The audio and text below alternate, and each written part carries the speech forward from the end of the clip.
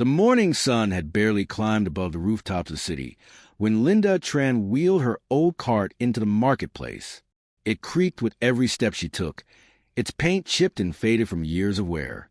On the cart sat carefully wrapped parcels of sticky rice cakes, banana leaf dumplings, and a small plastic box of change. She didn't speak much. She kept her head low, her worn-out hat shielding her tired eyes. Her clothes were simple, a loose cotton shirt, jeans that had seen better days, and shoes held together by more hope than stitching. To most passers-by, she was invisible. To others, she was something to scoff at. "Isn't she too old for this?" One vendor sneered as Linda quietly set up in her usual spot by the trash bin. "Look at her cart," another laughed. "Probably makes less than minimum wage a day." People whispered. People laughed. Teenagers pointed while scrolling on their phones. Some even took selfies with her in the background, turning her into a prop in their 5-second mockery. Linda heard it all, but she said nothing. She just opened her thermos, poured herself a cup of tea, and arranged her treats with the same precision she always had. Everything in neat rows. Everything placed with care, like it mattered. And to Linda it did. You see, it's easy to judge someone by what they wear, where they stand, or what kind of work they do. It's easy to look at a street vendor and assume failure, laziness, or lack of ambition. But behind every tired pair of eyes is a story. Behind every hand-rolled dumpling, a past worth knowing. And Linda Tran's past? It could silence a room. But in that moment, no one knew. No one cared. Not yet. They only saw a woman in her 40s selling snacks on the sidewalk, barely making enough to cover the day's rent in a city that didn't care whether you existed or not. And that's the thing about this city. It moves fast. Blink and you're forgotten. Trip and you're trampled. Pause to breathe, and someone else takes your place. But Linda didn't want anyone's place. She wasn't trying to rise or conquer or chase a dream anymore. She was surviving in the most graceful, quiet way imaginable. Still, the comments chipped away at her. She wasn't made of steel. Every chuckle behind her back. Every rolled eye from a customer who didn't want to wait an extra minute. Every time someone handed her a crumpled dollar like they were doing her a favor. It built up, and not because she was ashamed of what she did, but because they had no idea who she once was. Once upon a time, Linda Tran didn't stand behind a cart. She stood on stages, in boardrooms, in conference halls, on magazine covers. She used to lead teams at one of the top tech firms in California. She was a software engineer, and not just any engineer. Linda was one of the few women of color in her field who broke through barriers, led innovations, and mentored the next generation of female tech leaders. She had awards on her office wall, a 6-figure salary, stock options, corporate retreats in Napa. She gave talks about leadership, was featured in Women in STEM interviews. There were articles that describe her as a force to be reckoned with, but you won't find those articles on her cart. There are no trophies taped to her snack boxes, no business cards, no LinkedIn profile in sight, because one day all of it, the career, the title, the prestige, came to a halt. Her mother fell sick.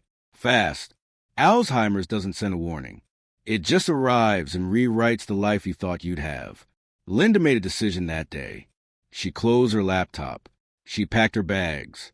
She walked away from the corporate world and went home, back to the little apartment where she grew up, where her mother now stared blankly at walls, forgetting which room she was in, forgetting Linda's name.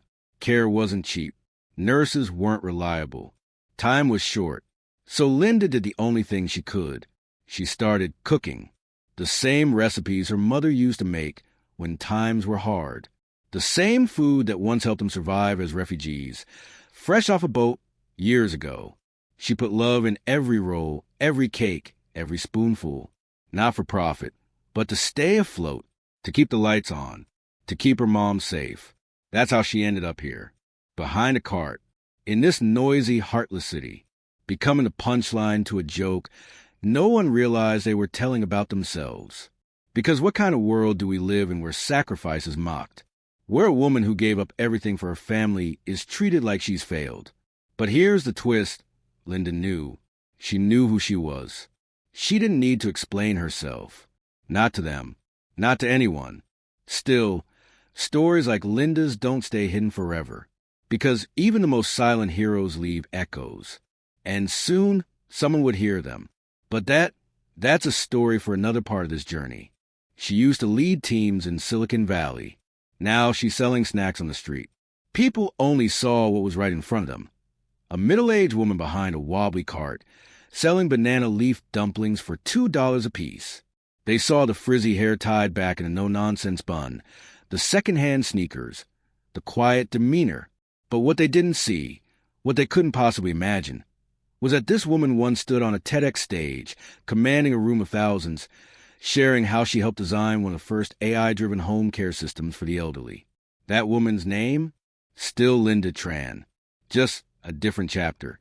Once, she was the pride of her field. Let's go back 5 years.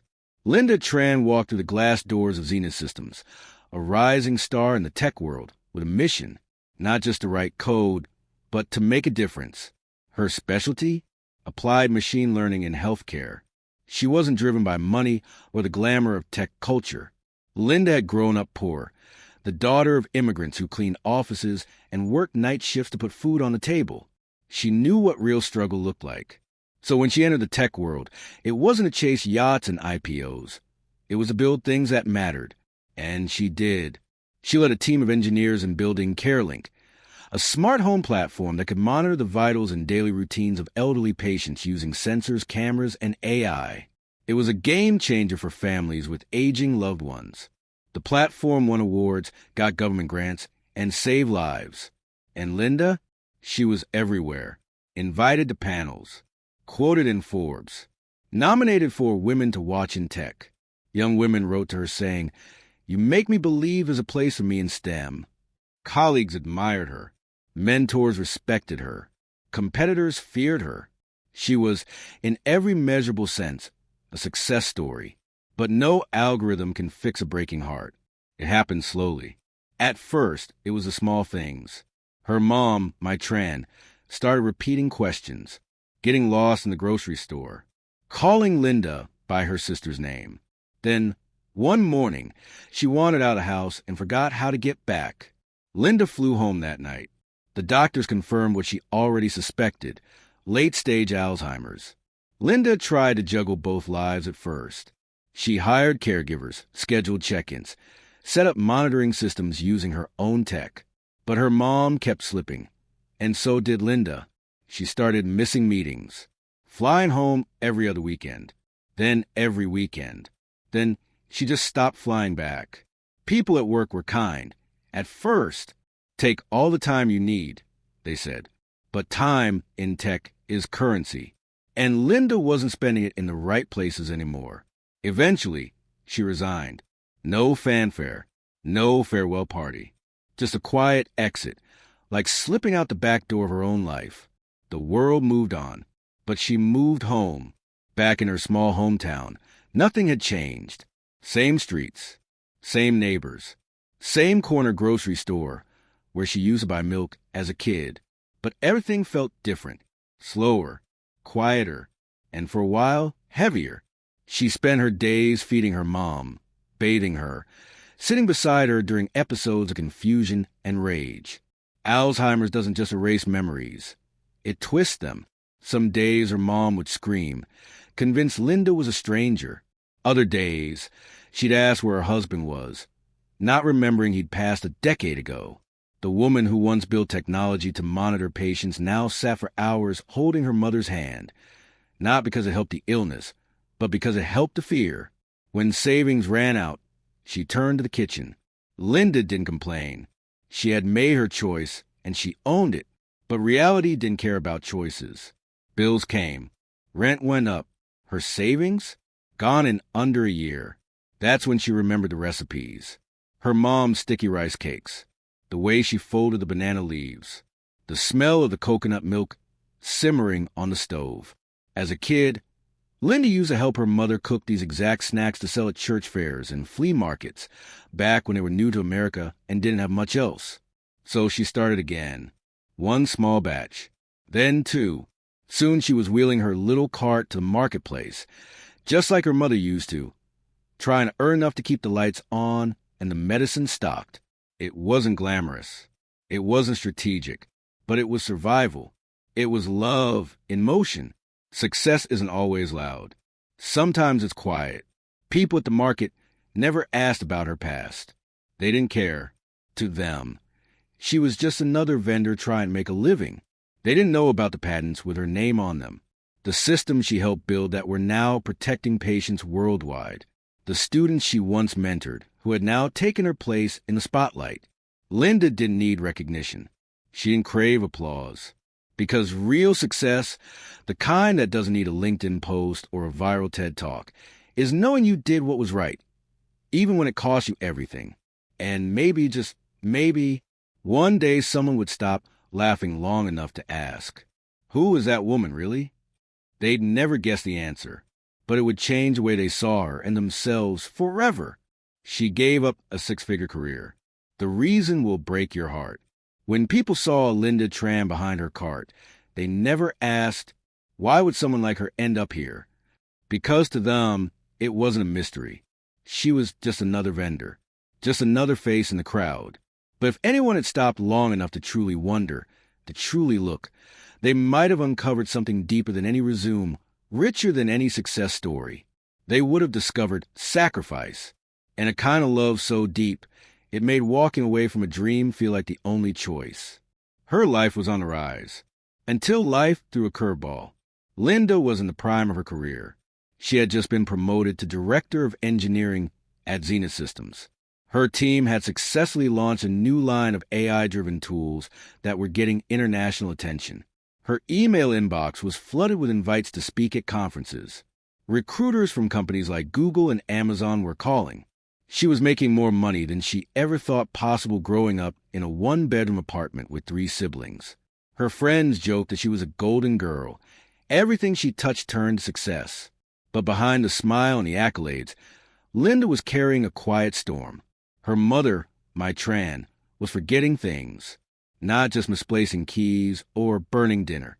She was getting lost in her own neighborhood, asking the same questions over and over, forgetting birthdays, calling Linda by the wrong name.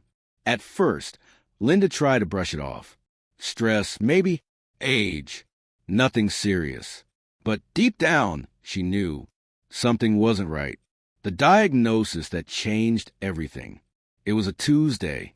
Linda had taken a day off to take her mom to the neurologist. She sat beside her in the cold, sterile room, tapping her foot nervously as a doctor explained the results. It's Alzheimer's, mid to late stage. Linda's heart sank. Everything else blurred. The diagrams, the medical terms, the treatment options. All she could think was, she won't remember me. That thought hit harder than anything Linda had ever faced. This woman, her mother, who had fled war-torn Vietnam, worked multiple jobs to raise 4 kids alone, and cooked dinner every single night with love in her eyes, was slipping away. And no title, no paycheck, no award could fix it. Trying to balance it all, failing slowly. Linda didn't quit right away. She tried. God, did she try. She hired caregivers, installed home monitors, flew home on weekends, coded in airports, took meetings from hospital parking lots. She tried to be everything to everyone, a tech leader by day, a daughter and caregiver by night. But it wore her down. She was running on caffeine and guilt, missing deadlines, missing meals, crying quietly between Zoom calls, wiping her tears before logging in. The breaking point came when her mom wandered out of the house one evening and was found walking barefoot along a freeway ramp. That night, Linda made a decision. She closed her laptop. She emailed HR. And just like that, she walked away from her job, her title, her salary, from a future she had spent decades building. And no one understood. People called her crazy, but they didn't see what she saw. Her co-workers were stunned. You can afford full-time care. You've worked too hard to just leave. What about your future? But Linda didn't care about what people thought she was giving up, because they weren't there at 3 a.m. when her mother forgot who she was, and screamed for help. They weren't there when she had to spoon-feed her dinner or calm her down from a panic attack because she thought someone had stolen her memories. Linda didn't leave her career out of weakness. She left it out of strength because being there for her mother meant more than any office ever could. Starting over with empty pockets, but a full heart, with no job and mounting bills, Linda knew she had to do something, anything, to survive. So she looked back, not to her degree, not to her portfolio, but to her childhood. She remembered how her mother used to make sweet rice cakes and dumplings after work, how they sold them at local festivals to make extra money when times were tight. She remembered the scent of coconut milk, the rhythm of wrapping banana leaves just right, and how proud her mom was when people complimented her cooking. So Linda did the only thing she could. She picked up those recipes. And she started again, this time on a street corner behind a cart. Not because she gave up, but because this was her way of holding on. Sometimes the greatest act of love is letting go. Linda didn't need pity. She didn't want applause. She wasn't trying to inspire anyone. She just wanted to be there when her mom forgot where she was, to hold her hand when she got scared, to play the music she used to dance to in the kitchen, to give her the dignity and love that she had given Linda for decades. And maybe that's the thing our society forgets. That success isn't always measured in money or titles or likes. Sometimes it's measured in quiet moments, in sacrifice, in showing up even when it costs everything. So the next time you see a woman like Linda behind a cart, don't laugh. Don't assume, because you just might be looking at a hero in disguise. A woman who gave up the world to hold on to what truly matters. She sold rice cakes on the street.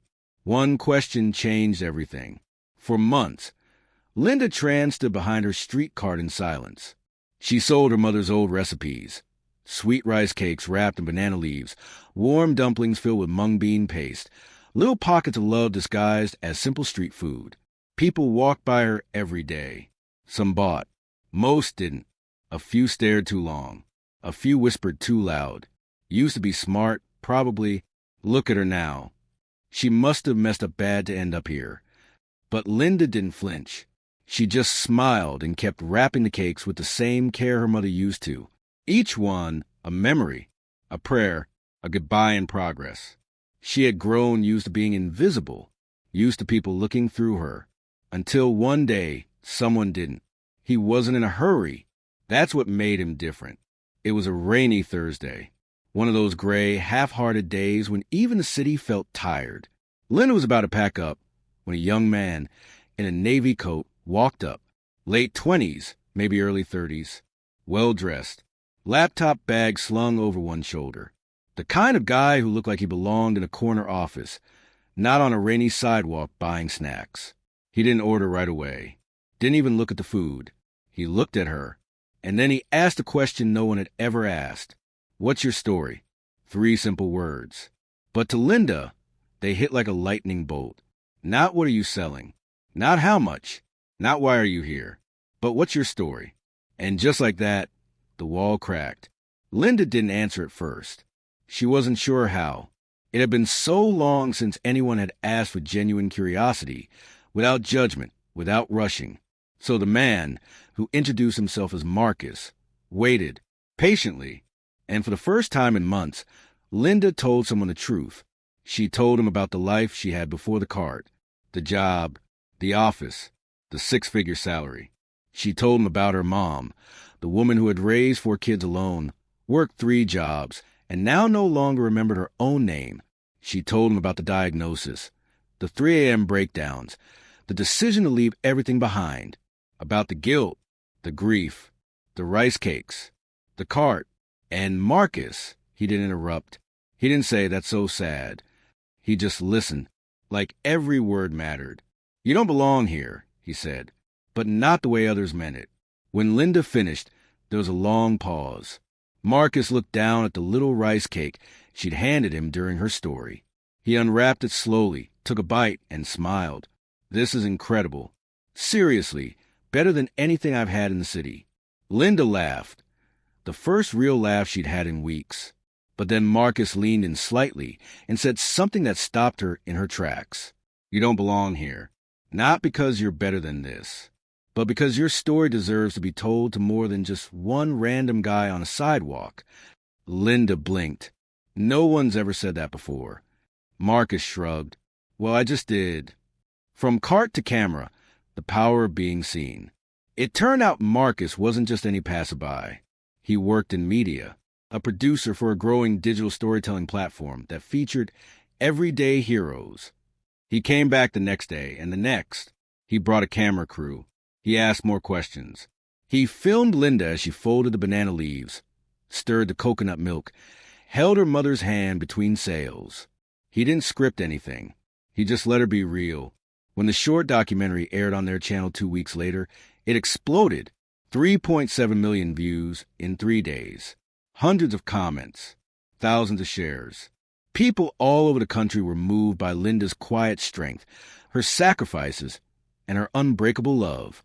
They didn't see a street vendor anymore. They saw a daughter, a warrior, a woman who gave everything and still showed up with a smile. One question sparked a movement. Emails flooded in. People donated. A local nonprofit offered to fund a new kitchen so Linda could grow her food business. A university invited her to speak to their students about resilience and caregiving. Even tech companies, the same ones she had once walked away from, reached out, offering part-time remote consulting work, knowing her schedule revolved around her mother's care. But the most beautiful part? She wasn't invisible anymore. Every rice cake she sold now came with a side of hope, not just for her, but for every caregiver, every single mom, every person who thought they had to choose between purpose and love, all because one person chose to ask. Linda often says that what changed her life wasn't the video, or the donations, or the recognition. It was the moment someone stopped and saw her, really saw her. What's your story? A question that reminded her she still had one, that it mattered, that even in the middle of sacrifice and sorrow, there was still something worth sharing. So maybe the takeaway isn't about Linda. Maybe it's about us. What if we slowed down just a little more? What if we looked past the uniforms, the carts, the job titles, and asked each other the question that could unlock a soul? What's your story? You might be surprised what you find. You might even change a life. The street vendor who inspired a movement. How Linda Tran's story changed lives. The video was only 5 minutes long.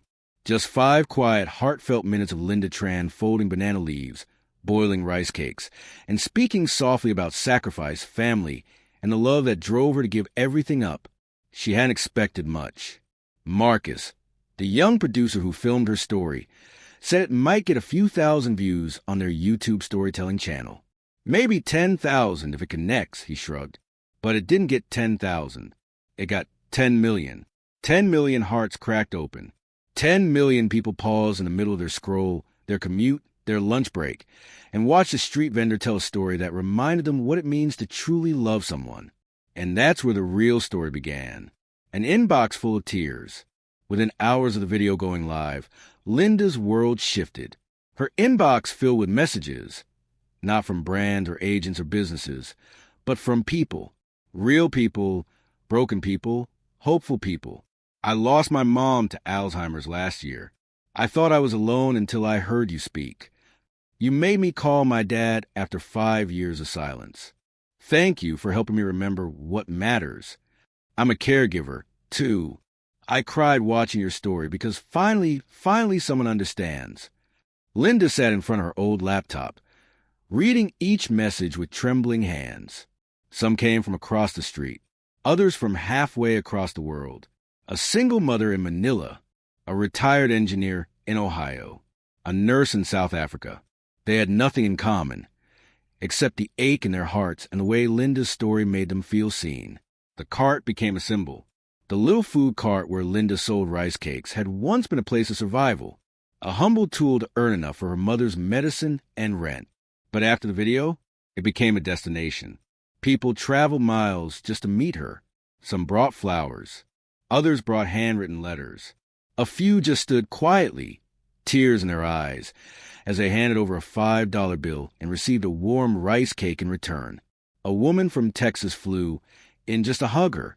A teenager from a neighborhood who once mocked her now helped her every Saturday for free. A middle-aged man in a suit wept as he told her, "Your story made me rethink everything. I quit my job. I'm finally spending time with my dad before it's too late." Linda didn't just sell rice cakes anymore. She served healing in banana leaves. The ripple effect. Stories began to surface. It wasn't long before other platforms reached out, podcasts, radio stations, even Netflix producers. But Linda said no to the glitz and cameras. Instead, she asked Marcus for something else. Let's use this moment to tell their stories too, not just mine. So they launched a simple video series, Stories from the Sidewalk, featuring everyday people from all walks of life who had once been invisible, just like Linda.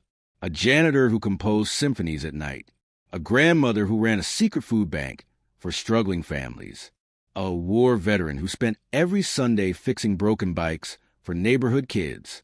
Linda sat beside them in every video, listening, crying, laughing, asking the same question Marcus once asked her, "What's your story?"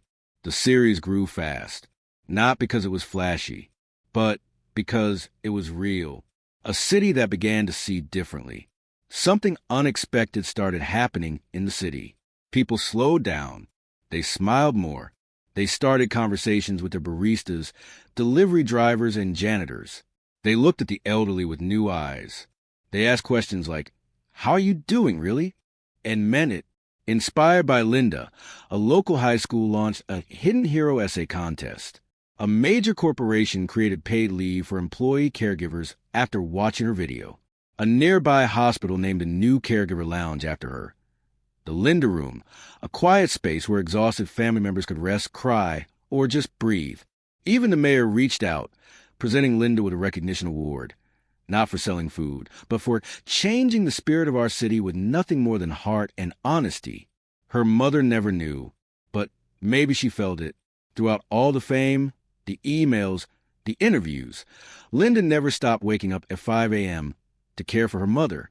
Her mother no longer recognized her, didn't know what YouTube was, didn't understand what all the flowers and letters were for. But sometimes, when Linda would place a warm rice cake in her mother's hand and gently hum an old lullaby, her mother would smile.